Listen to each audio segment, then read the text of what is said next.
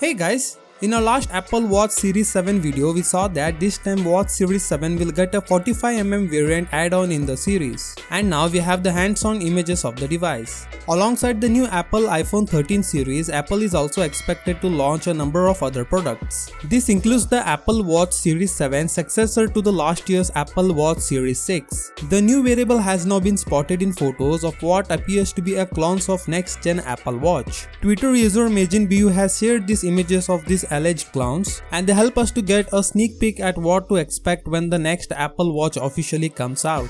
The clowns hint at the flatter screen on the 7th gen wearable, as we have talked about it in our last video. However, what's more striking are the flat sides on the watch, which are radically different from older Apple Watches. The overall flatter, the cleaner aesthetic of the watches changed the look completely. This is also the first major change to the design of the wearable since in the Apple Watch Series 4, which launched in 2018. While we had seen renders of the new watch before, this clone is reportedly the closest we will get to see real product before the official announcement.